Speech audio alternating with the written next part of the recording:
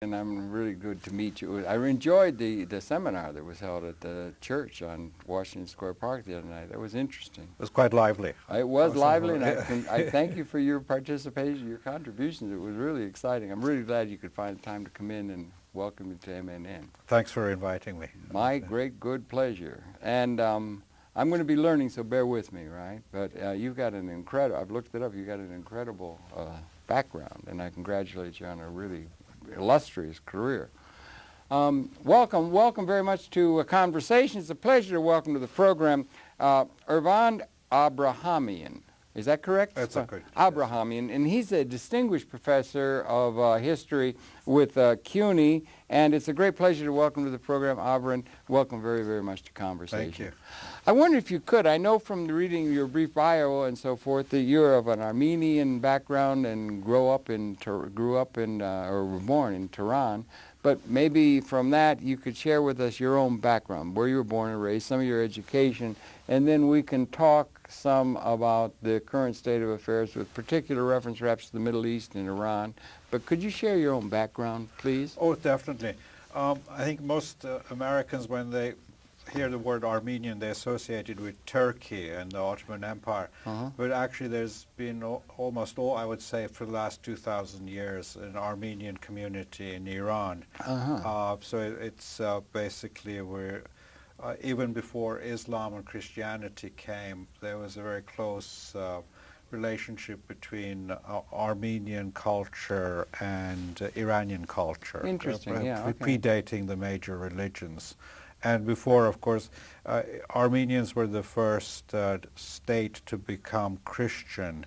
Really? But before that, Armenians were Zoroastrians, which was the same religion as Iranians and much of actually the Middle East at that time. Boy, there's a lot contained in what you just said. We associate, in a certain sense, I do also, Armenia with Armenia was one of the Soviets. That's right. Up in the Caucasus and so forth.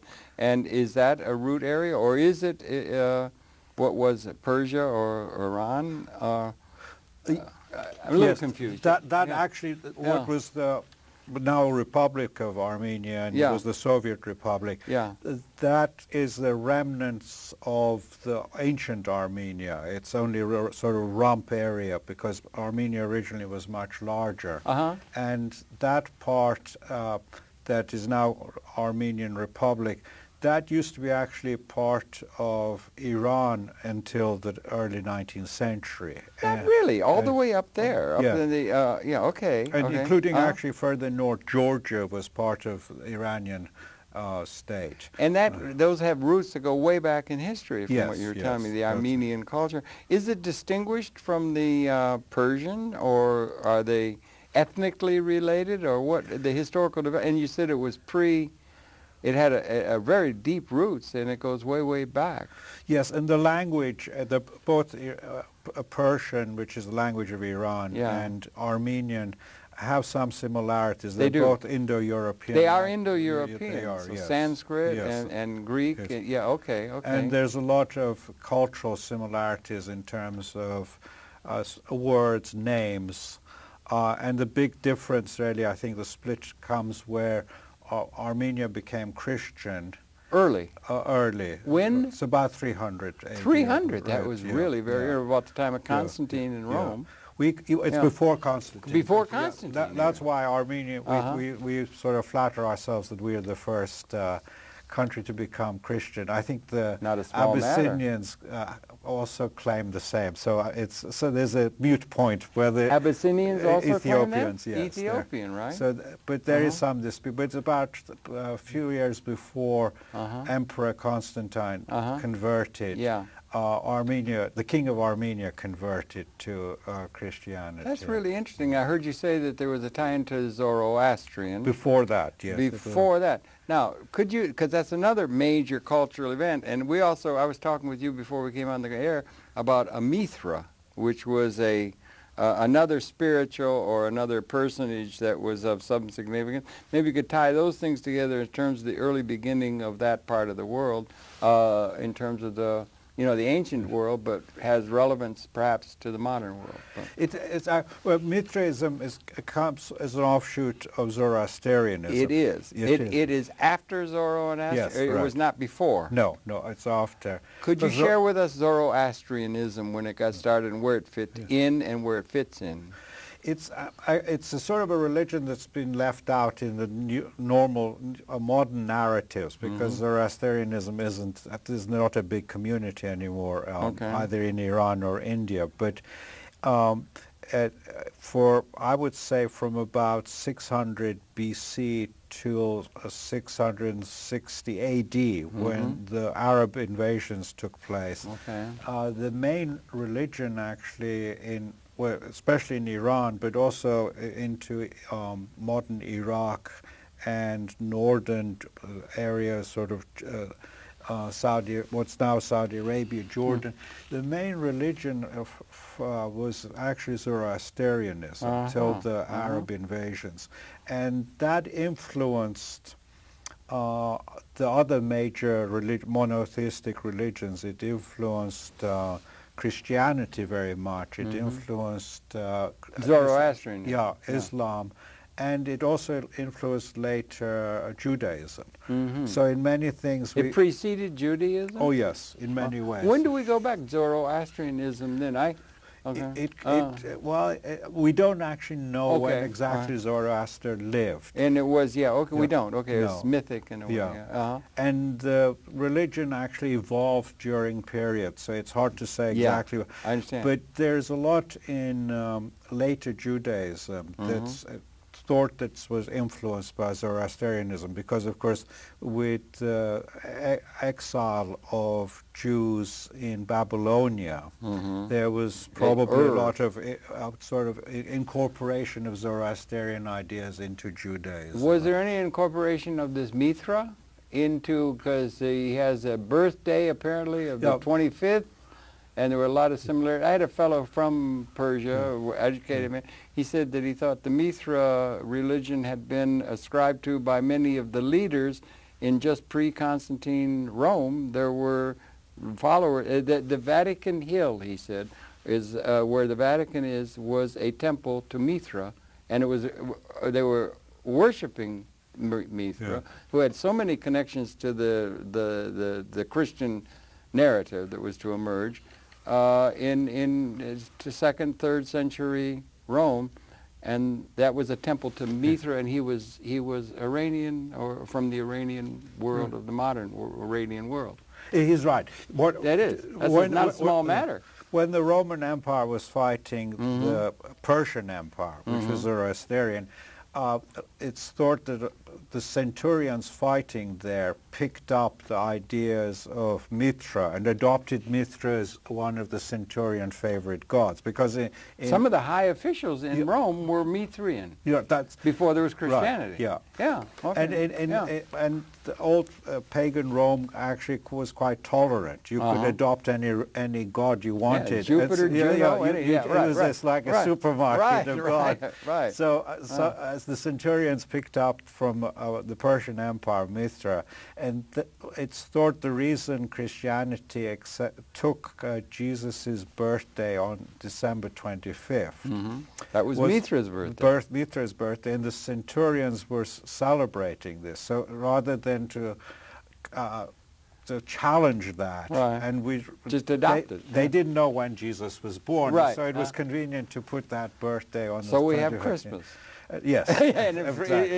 Thanks to Persia, in a sense, or from coming out of it. It's interesting, I just brought that up laughingly because we are going to be over there telling these people who have a civilizations that go back thousands of years how to run their system and so forth. I mean, it's kind of interesting that we're not sensitive to these important historical There's roots. another way, actually, Zoroastrian, I mean, you can see it in early Christianity. In the story of... Now, you put Mithra and Zoroastrianism in the same bailiwick? More or less, yes. Okay, it's a sort of offshoot from that. Okay. in one of the Gospels, the story of the three wise men. Yes. Okay. Who are the wise men? They're magi. Right. And the word magi is actually priests of the Zoroastrian religion. No, really. And Okay. what are they doing in the story? They're coming and sort of giving the seal of approval to baby Jesus. Right, right. But this is a way of saying this, the early major religion, Zoroastrianism, even their priests accepted the legitimacy of Jesus as the new prophet. Isn't that something? Isn't it? History is really amazing when you put, and the reality is probably more amazing than the narratives that are coming down in the name of myth and so forth. The reality is really, and you've written a number of books. Maybe you could tick them off or let them know about the books that you've written, because you've written not only on the history and so forth, but also the modern contemporary situation so far as Iran is concerned. But maybe you could share with us some of the books that you've written at this stage, and then we could maybe begin to discuss things in a more contemporary context. But you've written a great number of really definitive seminal books. Well, thank you. I'd limit really myself to the 20th century. Okay. My research is really Iran and how it's changed really from 1900 to the present. And my main book was on Iran between two revolutions. There was a 1905 revolution and, of course, the Islamic Revolution 1979. So it was basically history of Iran during that period. Yeah, okay.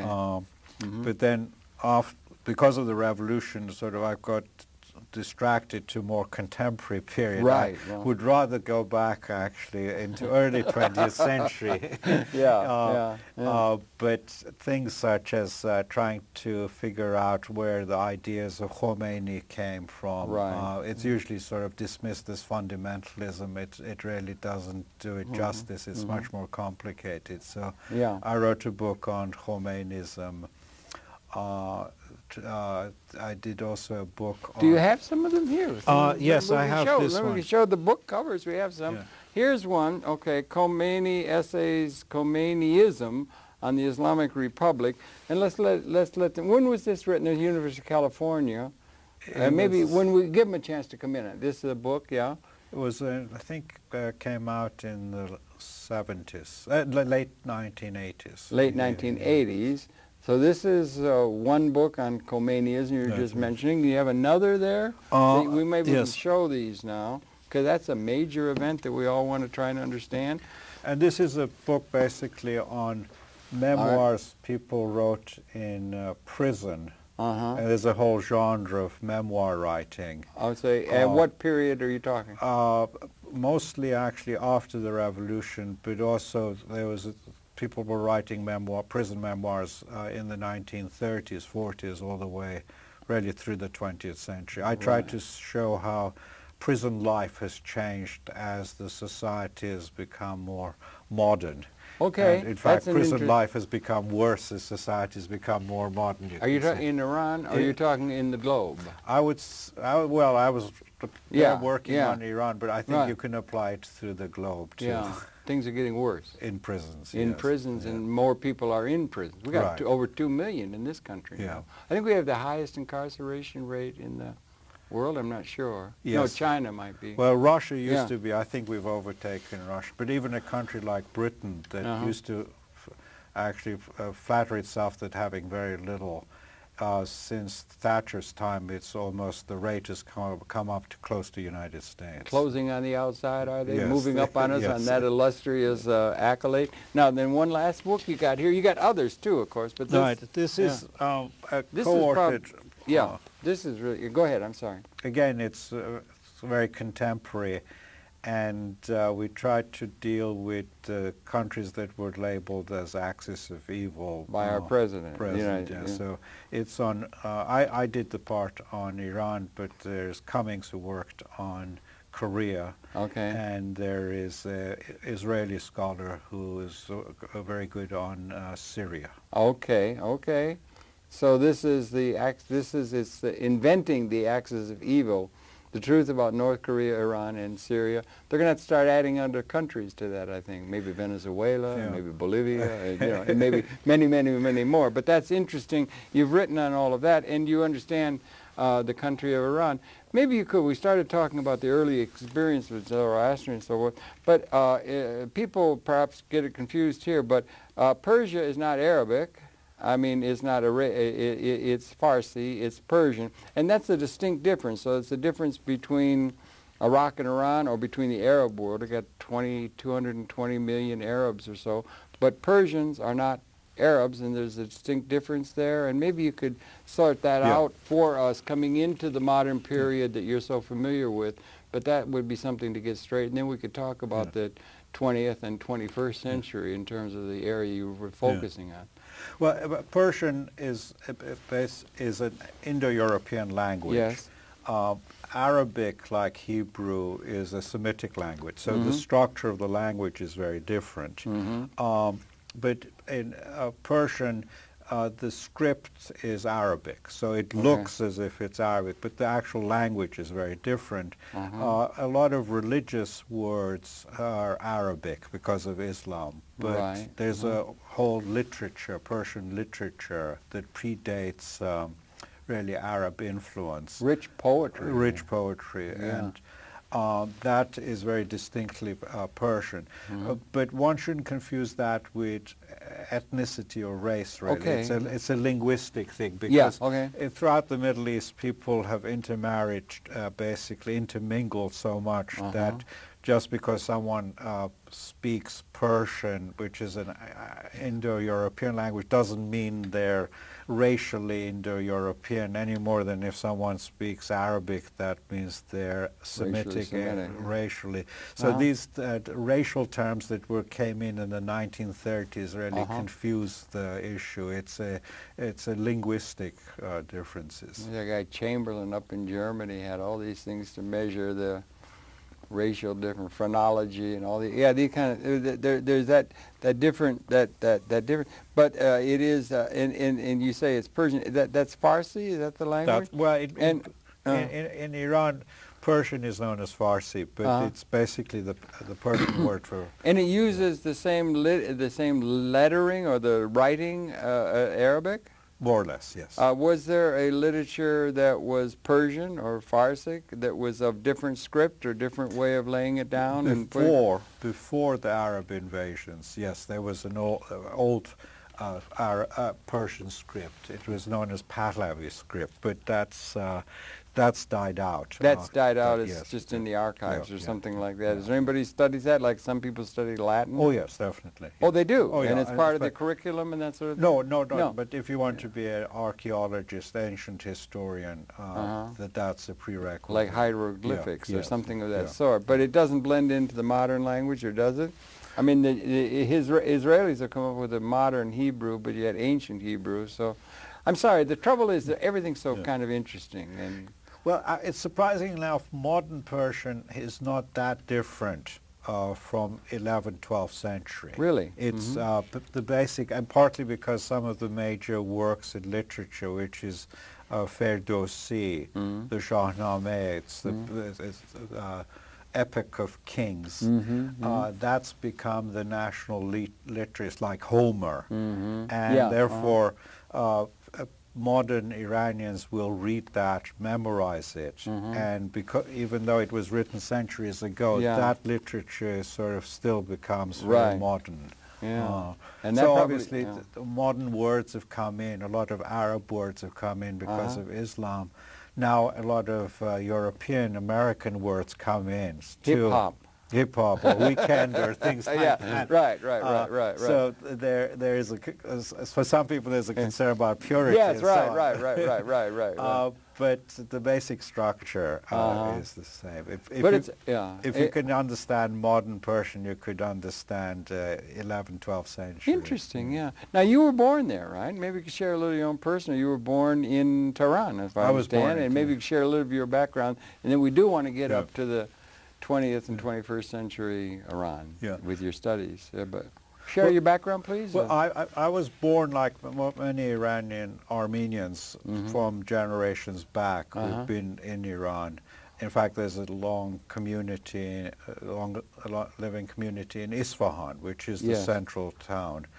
And in fact, many Armenians in Iran would trace their origins to Isfahan at some point. I see. But my father was working in Tehran, so I was actually born in Tehran. Mm-hmm. And then I did my early schooling there, and then I was sent off to England for boarding school. So You were sent off at what age? Around I was 12? sent off about 10. About 10 you were Yeah. sent to England, and you went into grammar school or Boarding school. a boarding school. Right. And okay, but you had that grounding in the language and so forth. English, had it been, were you born with that? Was that No, at no, your I had to mother's learn knee? You had to learn that in Cold, England? in the cold. I was literally put in a boarding school and had to learn from scratch. So you learn very quickly. Was that something in Isfahan or in Tehran they would like to have, the idea that their son at 10 years old would be able to go to an English boarding school and go? That would have been a goal. That would have been. Was your family intellectually oriented? Were they trying to get you a better education? What was the educational opportunities available to you in Isfahan or Tehran, and why the change? And what did it connote for your future? Well, The change, I mean. There were good schools in Iran. Yes, and are. Yeah. Okay. In fact, there are. The educational system is very good. Mm-hmm. In fact, even nowadays, MIT and places tries to attract students from Iran because they know for the sciences. Okay. But why I was sent to a boarding school, I think my father had been sent to a British boarding school in India. Oh, I see, yeah. So he had studied in an English system. He spoke English? Or? He spoke English. Well, not at home. But Not at home? You didn't at all? No, you didn't have English as you were an infant growing up? No. Armenians. We spoke Armenian. Armenian and Farsi? Farsi outside the home. Outside. So you picked up those two languages just sort of at your mother's knee? It's by actually osmosis. that's quite normal in the Middle East. Actually, the average person might speak 2 or 3 languages because you speak one language at home, one with outside. Then you go to school, you might learn a different language.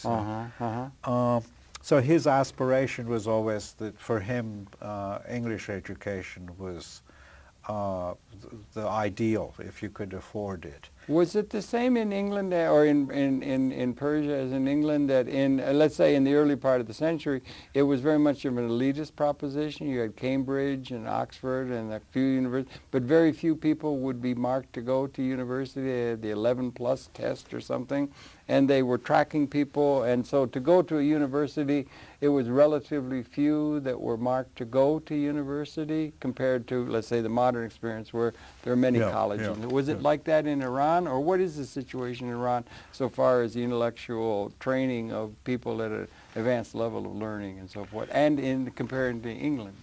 Well, now in Iran it's changed a lot. Okay. Actually, since the revolution, there's been a huge expansion of universities. Okay. And there's even also an open university where you Like basically... like the British, like the British, So to go into university is no longer an elite thing. No.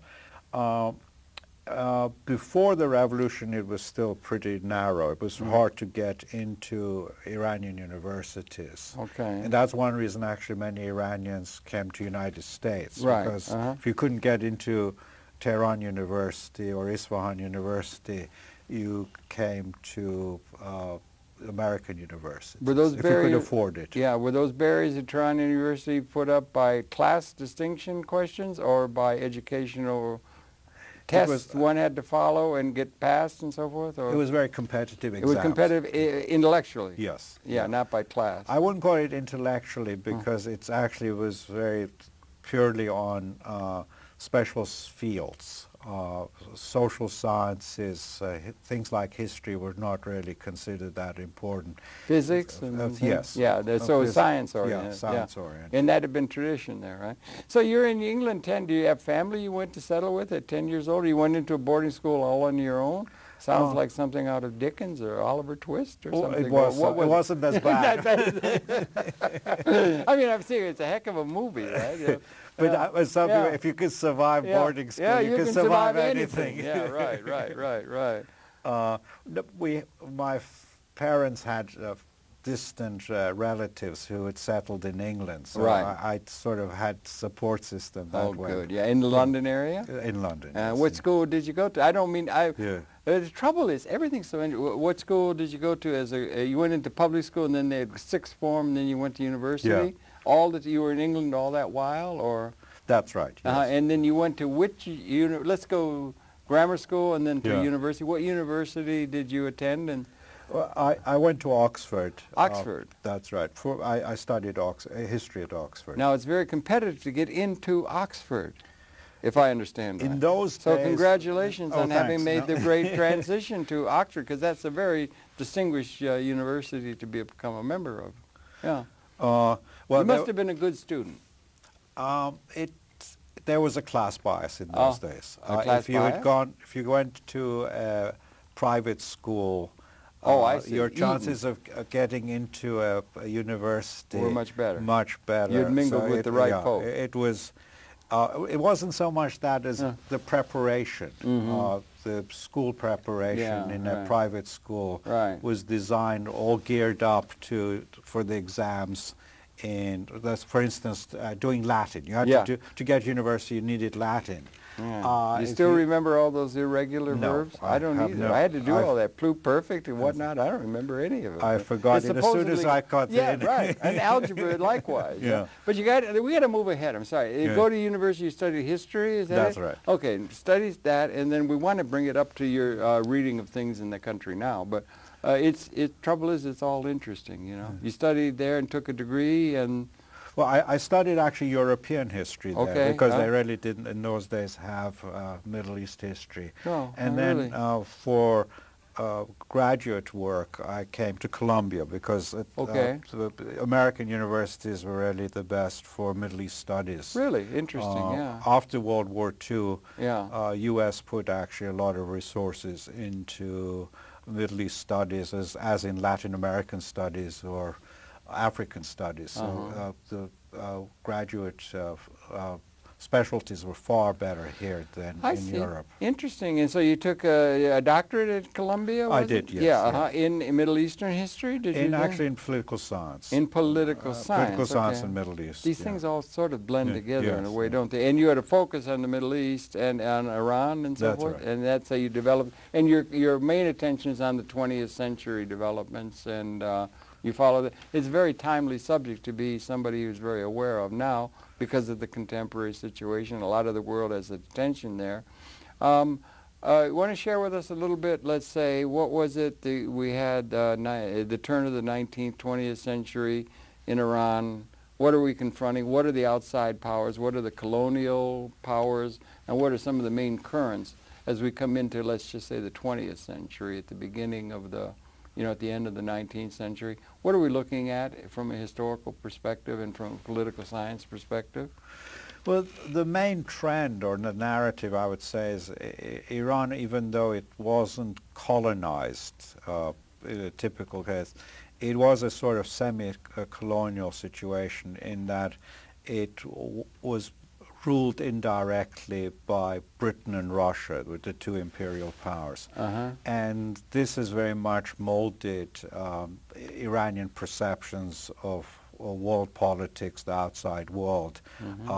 The history of Iran in the 20th century has been trying to get basically independence, self-assertion, throwing off the yoke of imperial powers. Yoke of imperial powers, although the yoke of colonialism, outright colonialism, like the Raj, wasn't so strong in Persia, or? Well, in some ways it was because the Iranians saw the economy very much controlled, especially by Britain, because the oil company, which was the main revenue getting for Iran, was totally owned by Britain until 1951. That's pretty significant. And that actually became a major issue between Iran and Britain, the issue about who owned and who should control the oil industry. But it wasn't like a mandate or something like Iraq had been part of a British colonial control and so forth in other parts of the Middle East, but not so in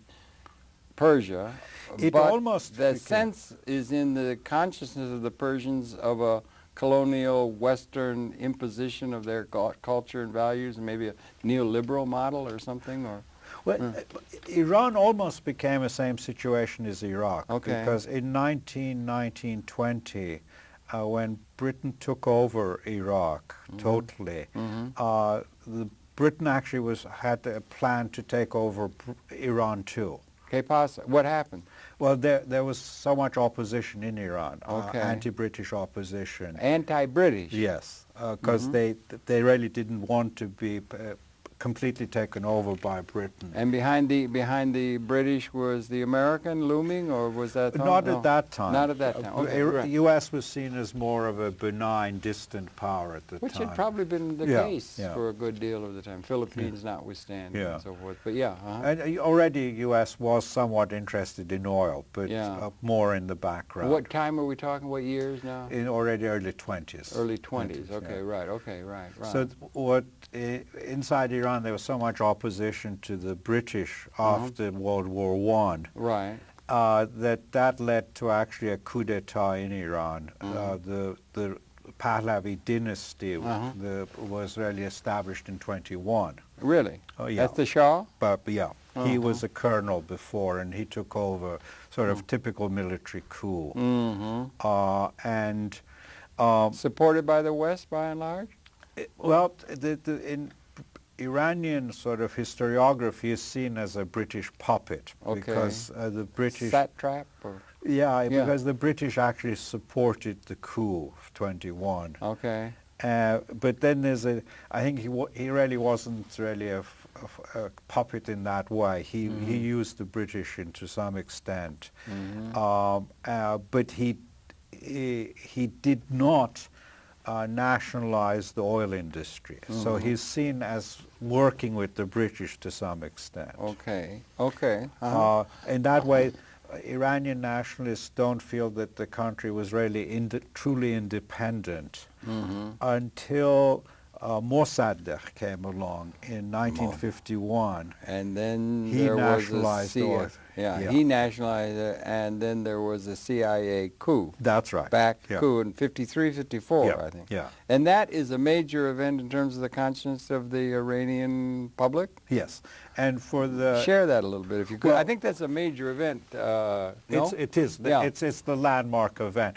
For America, it's like a footnote. But for Iranian history, it's sort of the major fault line, because... Right. And for the region, perhaps.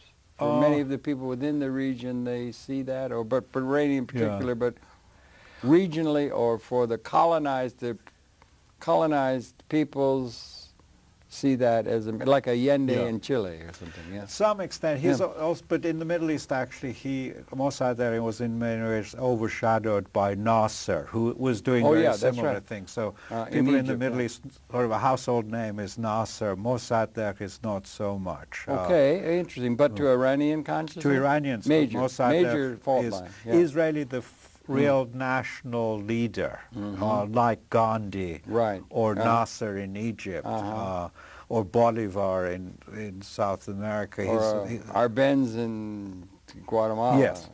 He's the sort of hero because he challenged the British. He nationalized the resources, oil resources. And was overthrown. And then overthrown. So whoever overthrew him is seen as the bad guy. And there's no question that was the CIA-led covert things by the CIA, supported that by the United States of America by then? Oh, 53, definitely. 54. It was the United States of America. Together with the British. Left a bad taste in the mouth of the people of Iran toward the United States of America, which had not been the case coming into that century. Okay, it's an interesting thing for us to understand, right? Yeah. Okay. I mean, the U.S. couldn't have done it without the British. It's a joint venture. But as far as the Iranians are concerned, the British involvement just confirmed their jaundiced view of Britain. Right. But for Iranians, this was a shock because U.S. was considered in the past as a sort of an honest broker. It's interesting we squandered that. Yes, that's a thought. Yeah, go ahead. So it sort of, as you say, it left a bad taste in, and that sort of the chickens came to roost in '79 because with the revolution, it wasn't just against the Shah. it was also seen as an act against the United States Right, for which- 53 coup. Yeah, which was a popular thing in the consciousness across the society? Pretty much, yes. Pretty much Yes. societally. Yeah, So. yeah. And because they overthrew Mossadegh, and then they brought back the Shah Yeah. and the Savak, and there was trouble there in terms of the police state kind of thing seen by some, but he was supported by oil. Mr. Rockefeller was a great good friend of the Shah, and so forth. And then there came this thing in 1970. Was it a complete surprise, Khomeini, in 1979, that occurred, that revolution occurred? He'd been living in France, Khomeini, or something? Maybe you could share that. Yeah. You understand it well. Yeah. And how was it to the world at large? Was it a surprise that happened in Iran, or what do you think? I would say Or you know. the form it took as a Khomeini Islamic revolution, that was a surprise. But I don't think the fall of the Shah was that much of a surprise. Really? Because people who knew Iran knew the Shah had very little popularity. And he had little popularity because of police state methods, or what? He was modernizing in the minds of the West. They'd say they're going to modernize. Mr. Rockefeller was his great close friend, that kind of thing. Well, that was the stereotype in the West, that he was unpopular because he was modernizing too fast, and that people couldn't catch up with. Right, and it's like Tom Friedman saying, right. I mean, or Mr. Bush says they hate us because they hate freedom. Yeah. That kind of nonsense. Yeah, go ahead. There's a slight gem of truth in it, but overall, there were a lot of other reasons why the Shah was unpopular. Mainly one, that he'd come to power with the coup, CIA coup. He'd overthrown the popular leader Mossadegh. So Mossadegh had been generally popular throughout the society, or was it a class-based thing? No, was it was. No? Well, there was some class, Yeah, but it's there would be, much more of sure. a middle-class support. Ironically, the only people really who supported the Shah were the very conservative clerics. Really? That's dropped out because irony upon irony. They were worried because Mossadegh was a secularist, and what they said, well, he could open the road to communism and so on. But you find like Khomeini's mentor, people Khomeini had liked in the past, actually in the coup supported the Shah. I see. So, but that Khomeini didn't want to talk about that sort of aspect of it, because that would obviously undermine the clerics if people knew that they had supported the Shah in '53. But overall, you can say the Shah had many reasons for being unpopular. It's not the modernization issue. It's not. No. And that is a canard, by and large, or that idea. Mr. Friedman saying. No. It's. I mean, if modernization is building new schools. Electrifying the countryside, challenging illiteracy, health. Yeah. People don't object to that. No, actually, the Islamic Republic has done major achievements in these realms.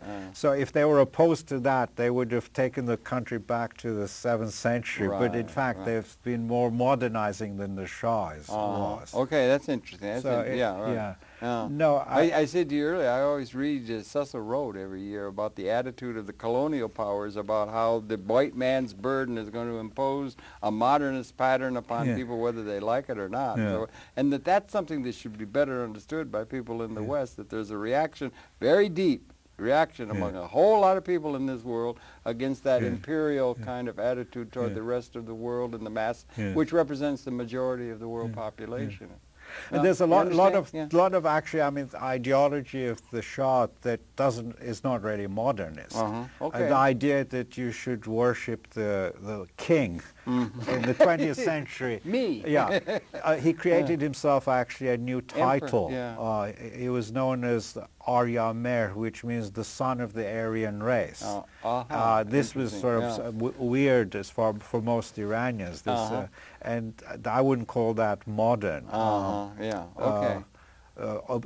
Blind obedience to royal authority. Yeah. This Sounds doesn't fit in with. to me. It sounds like a little bit of Louis the 16th. Very much so. Yeah, right. And that ancient regime kind of notion of thing. Did they try to tie that into an ancient thing that went way back? The Shah and his coteries, did they try to tie that into an ancient tradition of imperial rule or something back to Darius or Darius or exactly. something like that? A lot of it was trying to tap into the ancient glory of Iran, the Persepolis, the empire. And so you could say this was a sort of tapping into national heritage, but you could see it as sort of retrogression because it's all backward looking. It is not really looking towards the modernity. I wonder if you could set something straight, because you got this unique Zoroastrian tradition and these unique tradition. Persian, you had Alexandria come through in the 3rd century BC, and there, but the Islam came, and then there is this division, and help me out, and probably some of the viewers out, that you have, it's Islamic, but it's Persian, so it's distinct in that way, but it also seems to be tied into the Shia notion of Islam, or are we wrong in that? We think in terms of Shia being characterized or centered, a strong base of Shia thinking and association with Iran. Can you set that straight, and is it important and relevant in terms of the contemporary situation? Well, the divisions within Islam. It's very important, actually, in modern perceptions and modern politics. But the distinct Shiite identity of Iran is fairly recent. Okay. It's really 16th century. Before that, Iran was part of the Muslim world.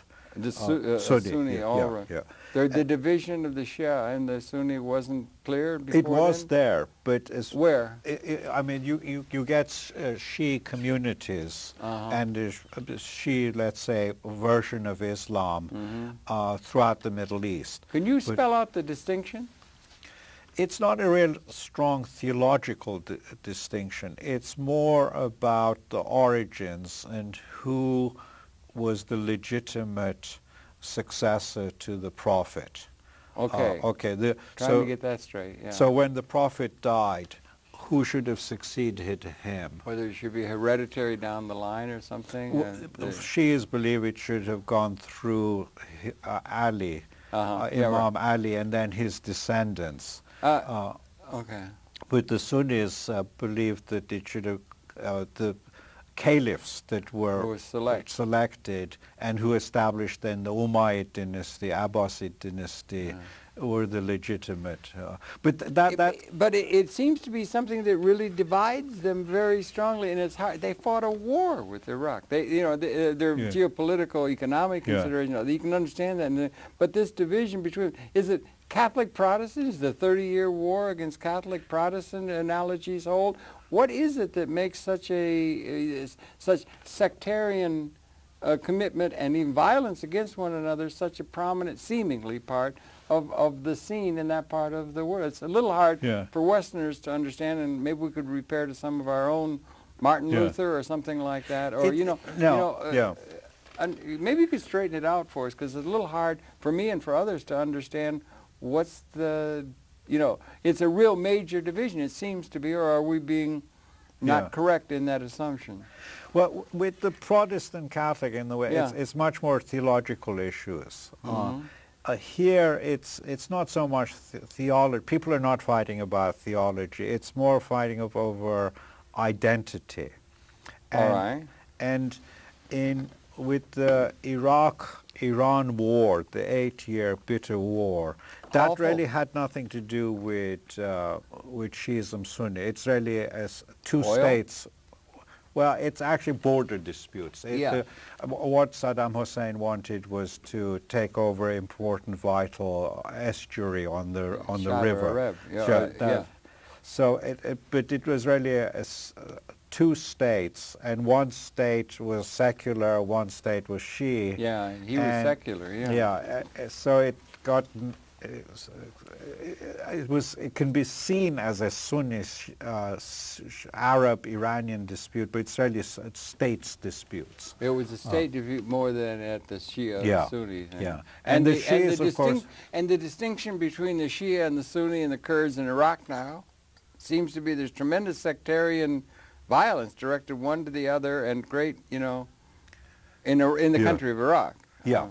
Well, the Kurdish issue there, again, is a national issue. Okay. Kurds are a distinct national group, speak a different language, identify themselves differently from the Arabs. But the Iraqi Arabs then are divided into Sunni Shia. Again, I don't think it's not a question of theology so much. But it's an identity. It's identity. It's identity, exactly. It's an identity that is based on these different, and it's trying to understand it.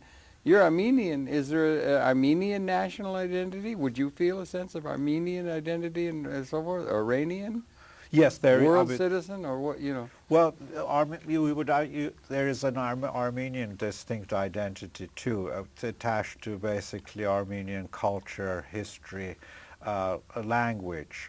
So it's you have in the Middle East multiple identities. Yes, and in the world. I think we've got 5,000 languages in the world. Yeah. So these are questions that are there. But back to the thing with the Shah and so on, and then it comes up to where there was this the taking of the hostages and so forth when he came back.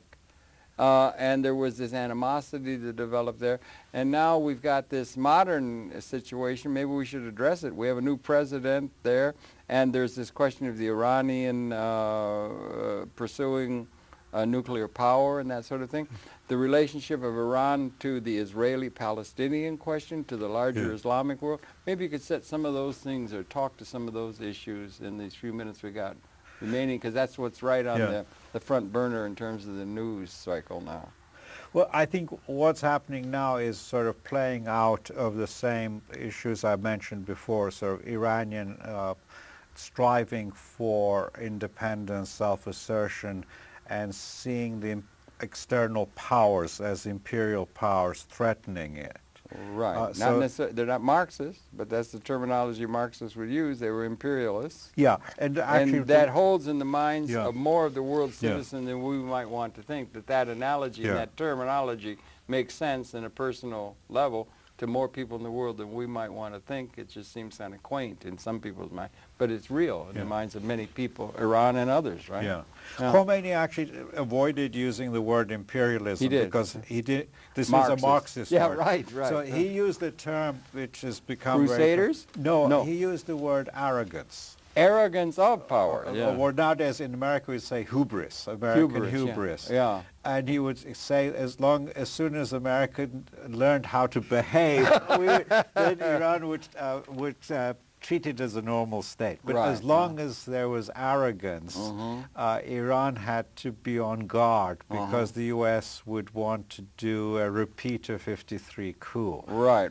So this that's fear, the major seminal event, Right. This 53 coup is constantly there. We should keep that in our mind well here, don't you think? Yeah. More than we do, I mean, what's going on now with actually the Bush administration has given $80 million to Iranian oppositional groups.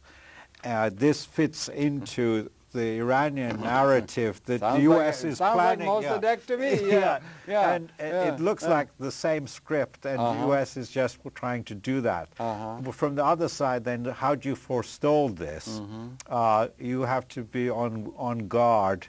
You also have to be very suspicious of anyone who is criticizing the government from within Iran, because anyone who's a reformer, a critic, could very well be a fifth column working for the CIA to overthrow the regime. So and they've got a script to read from, right out of history. And and they've got a country now that has emerged as a hyperpower, the French call it, which is a change that happened, transition that sort of came about in this century and so forth. So the change is what was British is now American, and they're the major force, hyperpower in the world, and all the world is in a certain sense aware of that. The relationship of the Iranian to Palestine, Hezbollah, these kind of things. What is the attitude coming from Iran vis-a-vis, let's say, the Palestinian issue or the Iraq issue and the projection of power either through to and complete support of the Israeli experience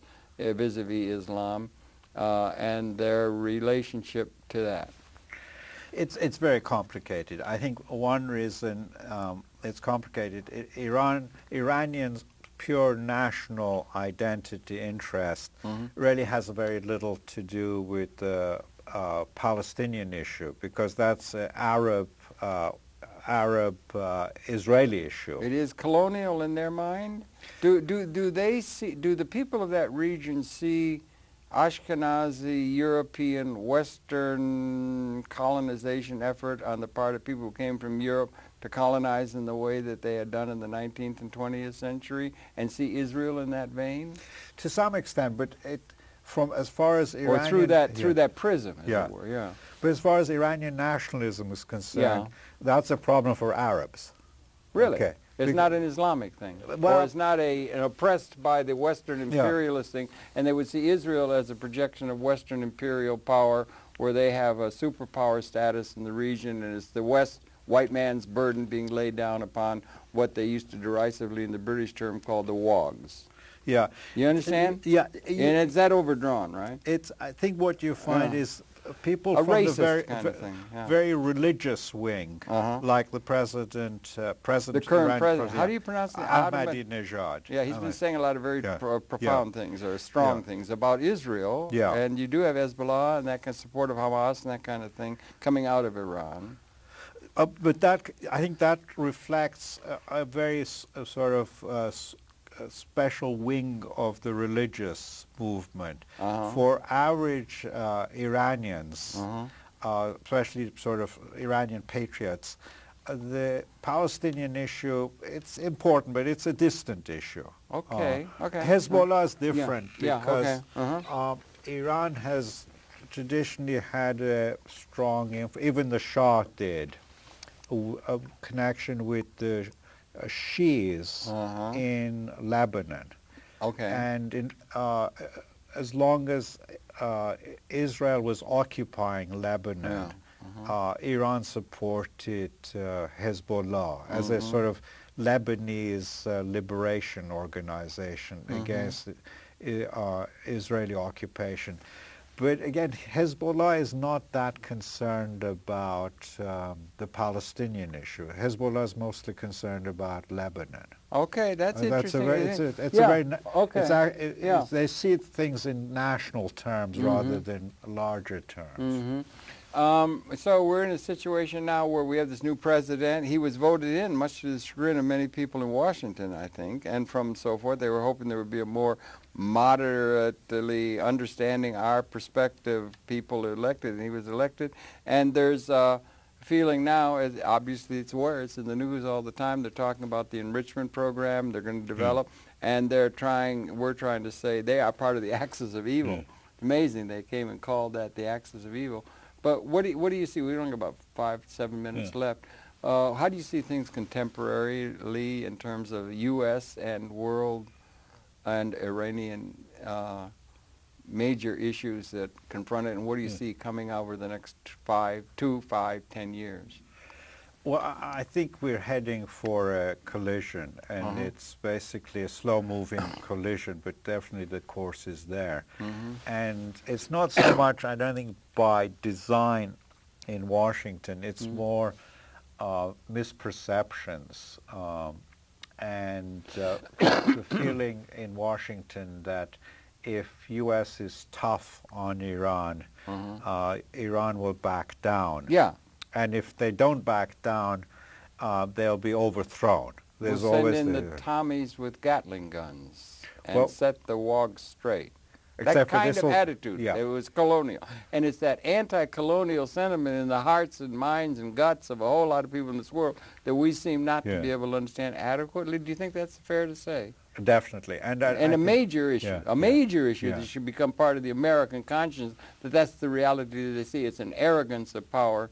Lord Acton said and And called there's, our attention to. that even the military power has limits. We can see that in Iraq. Apparently, yeah. It's just come a cropper, isn't it? It seems. Yeah. And nowadays, of course, we don't talk about Maxim gun, but the idea that we have About what, I'm sorry? Maxim gun, the 19th century machine gun that Oh. solved all the problems. Oh, I thought I called that a Gatling gun. Yeah. The Europeans always had said, well, they have other things, but we have the Maxim gun. Nowadays, the view is like we have the Air Force and we can bomb the hell out of people. Yeah, we have bunker-busting tactical nuclear weapons that the highest administration officials are actually letting leak out as prescriptions and so forth in order to, you know, it's very disquieting. Well, it's more than that, I think, because it actually is leading not to solving any of the problems. It could lead to a major problems even worse than it is now. The way they talk about, let's say, if U.S. strikes for 4 or 5 days, that's going to solve the problem. Or if Israel were to strike, as they did in Iraq, a nuclear power facility. And arrogance, again, preemptive arrogance on the part of those people of that region against Western, European, white man burden kinds of mentality that the West has exhibited for these last 500 years. And I think the reality here is actually Iran is in a pretty good position to retaliate. And to challenge. To challenge in Afghanistan and Iraq. Right. And I think this is a sort of a danger that U.S. Army is most aware of. But ideologues in Washington, because they're so drunk with power, they don't realize that if you do military actions like airstrikes, the other side can counter, and U.S. could actually end up with losing side on this. Because that's right. We really do not have the forces to handle. They're spread thin now. They are, and it's a thing, and that is not only Iran and not only the Middle East. It's a good deal of the world. We have developments in Latin America where they're talking about the arrogance of the corporatocracy and the system, the hyperpower. And it's a system where it might be, Iran would be a focus where there could be a reaction that would be sort of, in a sense, representative of the masses of the world against the arrogant aristos who think they're running the world and that kind of a thing, perhaps, you know. Well, it's really interesting, and one of the problems is there's not nearly enough time. We could talk 27 hours easy. The time went very quickly. It did indeed, and I want to thank you very much. Thank you for having me. And my great good pleasure. It's your pleasure. Now, help me out on this. It's Doctor, and he is the distinguished professor of history and political science at the Baruch College of CUNY, and it's Ervand Abrahamian. And I appreciate, is that correct? Ervand. That's right, yes. Ervand Abrahamian, a distinguished professor. And thank you really very much for all your good work, well-led life, and I thank you very much for participating in the program. Very interesting questions. Thank you. Your pleasure. We invite you to tune in. We'll come back again tomorrow. That's it for now. One more time, thank you very much indeed, and we'll be seeing you tomorrow. Thank you for viewing. So, it's all sort of interrelated, but it seems dangerous to me, the state of the world, and I just wish we could get a little bit more perception of the way the world sees us rather than the way we think the world sees us. That is the United States of America. I don't know if you feel that way.